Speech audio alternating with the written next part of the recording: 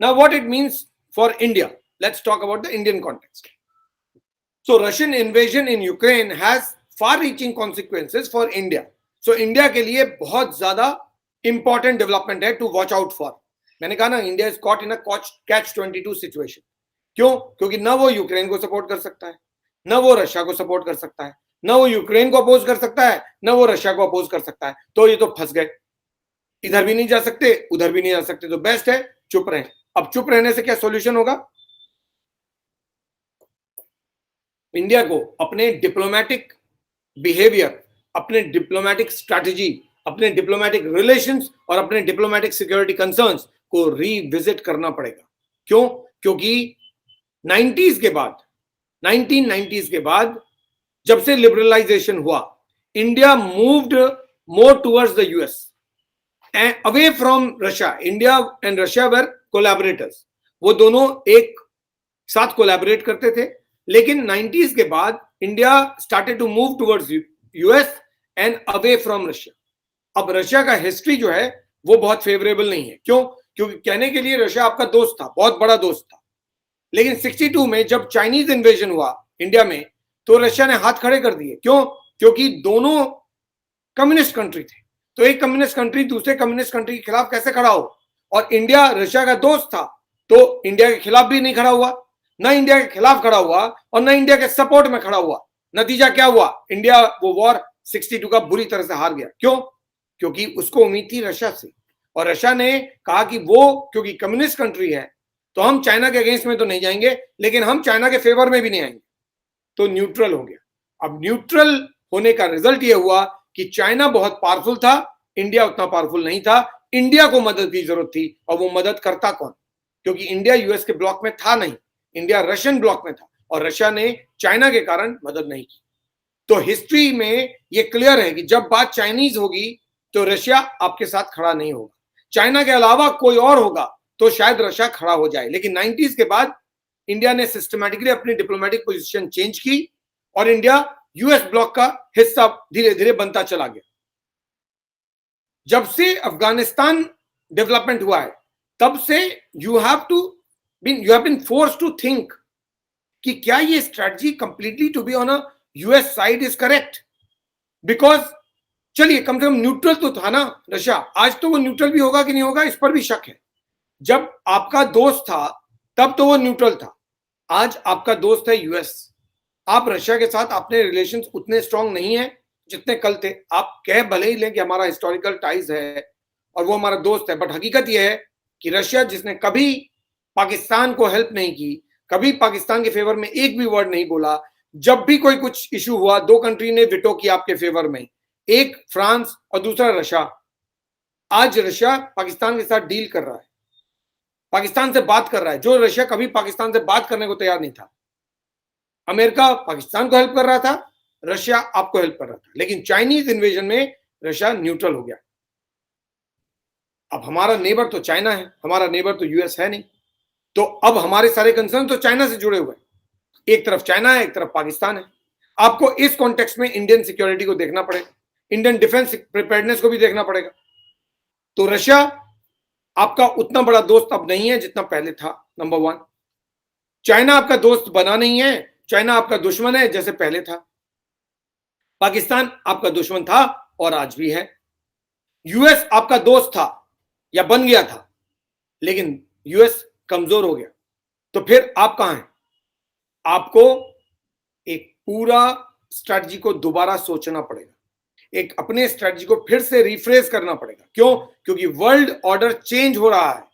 तो आपको अब अपनी फिक्र करनी पड़ेगी. आप ये उम्मीद में मत रहिए कि दुनिया का कोई भी देश आपके लिए आकर आपकी लड़ाई लड़ लेगा. कोई नहीं लड़ेगा. आपको खुद तैयार करना पड़ेगा अपने देश को कि कोई भी हो, चाहे वो रशिया हो, चाहे वो चाइना हो, चाहे वो अमेरिका हो, चाहे वो जापान हो, चाहे वो फ्रांस हो, चाहे वो जर्मनी, कोई भी देश हो, अगर कोई आप पर आंख उठाए तो फिर उसका जवाब देने के लिए आप अपने बलबूते तैयार हो.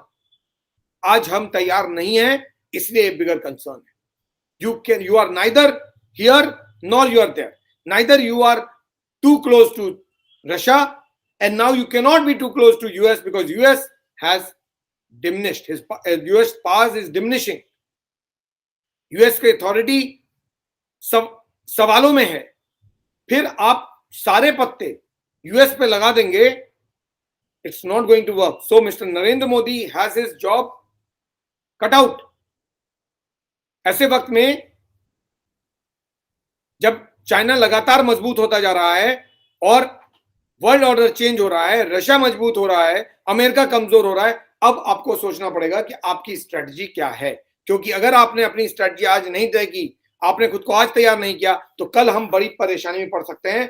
क्योंकि आप इस बात को मत भूलिए कि आपका जो नेबर है वो हॉस्टाइल है. China is hostile country, Pakistan is a hostile nation. So आप दो हॉस्टाइल नेशन से घिरे हुए हैं, एक नॉर्थ में और एक वेस्ट में, और आपको बैक करने वाला अदर देन सैंक्शंस कोई नहीं है. So you need to be extremely careful, rephrase your diplomatic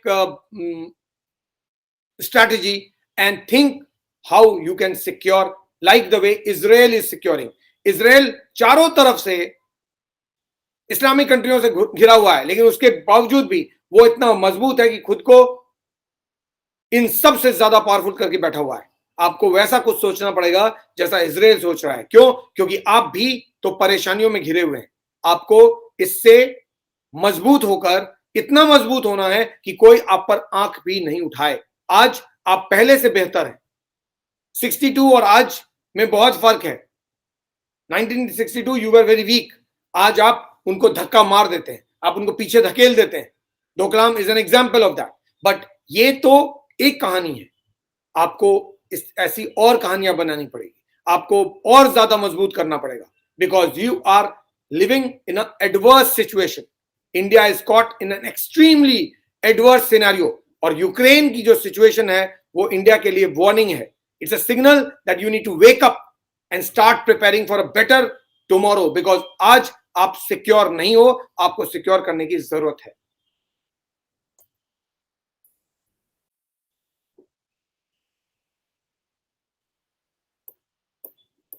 (1962) is a clear example why India need to be worried, because 1962 we had a superb relation with Russia, but Russia refused to intervene when we needed its help because China got involved.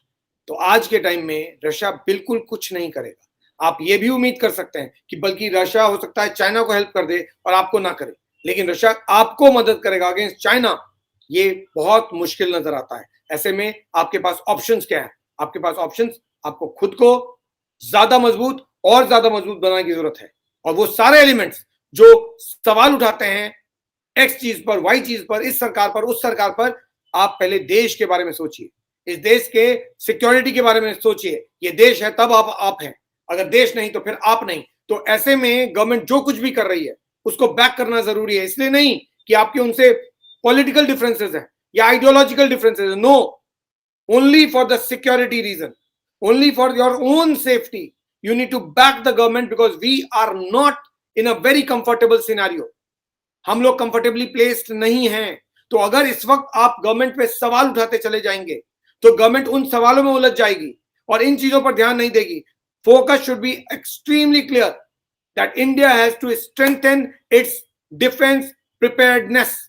Bharat को अपनी सुरक्षा के लिए जो कुछ भी करना है उस पर ध्यान दे और केवल उसी पर ध्यान दे. अपने रक्षा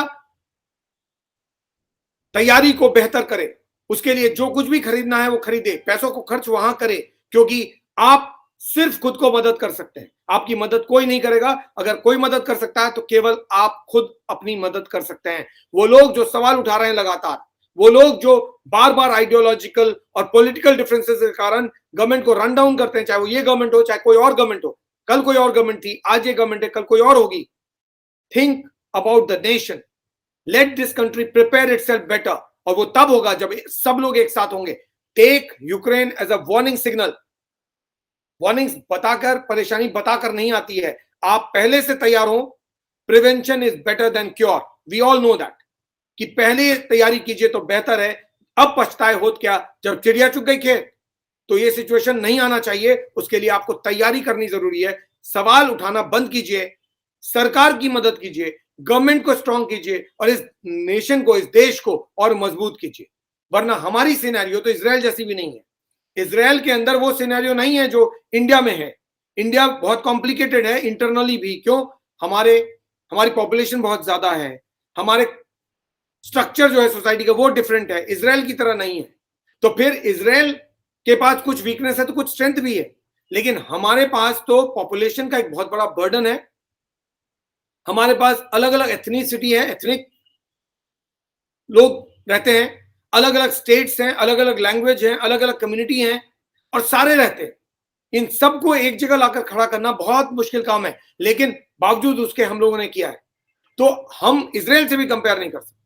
अब कैसे करना है, this is for the government to decide, but what we can do as an citizen of this country is to support the government so that the government can prepare yourself better, आपको ज्यादा सुरक्षित रख सके।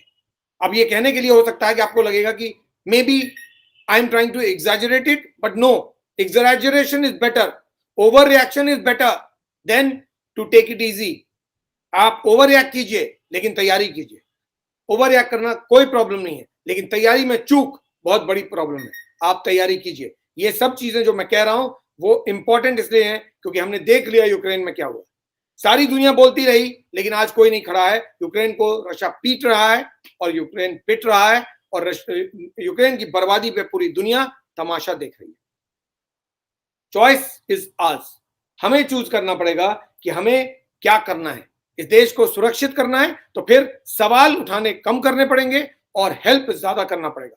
इस देश को अपनी सुरक्षा के लिए जो कुछ भी करना है वो करने दीजिए, सवाल मत उठाइए, क्योंकि अभी बात इसकी नहीं है कि आपकी आइडियोलॉजी क्या है, आप सोचते क्या हैं, आप इसको फेवर कर रहे हैं या उसको फेवर कर रहे हैं। सवाल यह है कि आज के वर्ल्ड ऑर्डर में अमेरिका खड़ा होगा नहीं, फ्रांस अपना औजार, अपने डिफेंस इक्विपमेंट उनको बेचने में लगा हुआ है ना। कंट्री वाइज अगर हम देखें तो कौन कहां खड़ा है?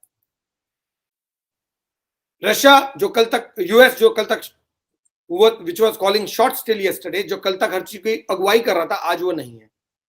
रशिया आगे बढ़ रहा है, चाइना बहुत मजबूत है, फ्रांस अपने सामान को बेचने में ही बिजी है, उसको पता ही नहीं आगे पीछे क्या हो रहा है। जर्मनी तो चुप ही बैठा हुआ है, वो अपने प्रॉब्लम को ही अभी तक यूनिफिकेशन के बाद सॉल्व नहीं कर पाया है, तो वो अपने इंटरनल इश्यू से ही घिरा हुआ है।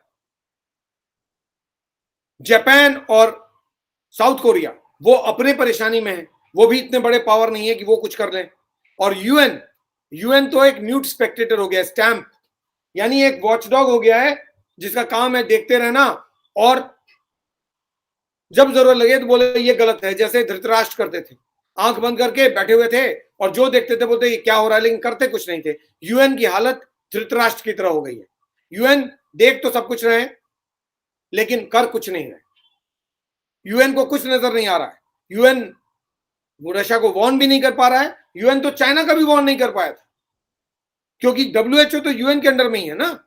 बॉडी तो इंटरनेशनल बॉडीज ये जो हैं जितनी अल्टीमेटली घूम फिर के वहीं आती हैं। तो यूएन कितनी मजबूत है वो आपके सामने है। अगर मजबूत होती तो फिर ये नहीं हो रहा होता। तो आपके पास बैकअप क्या है? कोई बैकअप नहीं है।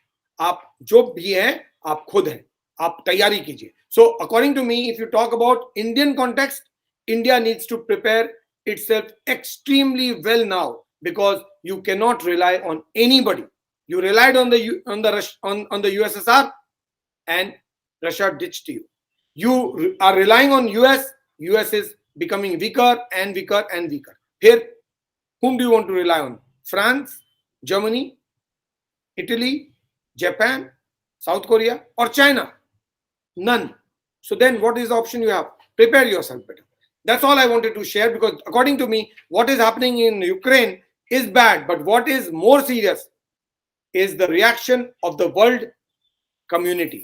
जिस तरह से ग्लोबल कम्युनिटी रिएक्ट कर रही है कि बर्बादी हो रही है यूक्रेन में, और उस बर्बादी का नजारा सब लोग देख रहे हैं, कोई कुछ करने को तैयार नहीं है। यूक्रेन को रशिया मार रहा है और यूक्रेन अभी जितने देर तक लड़ सकता है लड़ेगा, उसके बाद जाहिर है रशिया के सामने यूक्रेन का खड़ा होना इम्पॉसिबल है, और वो खड़ा होगा कैसे?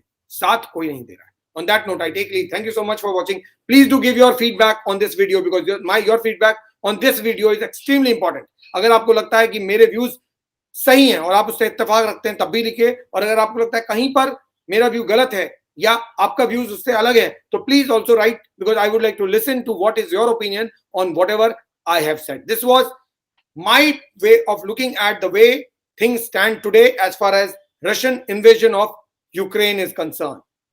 Please do share the video, like the video, and also subscribe the YouTube channel. I shall be back with much more news and updates because there are many other stories which are developing. So stay in touch and stay connected.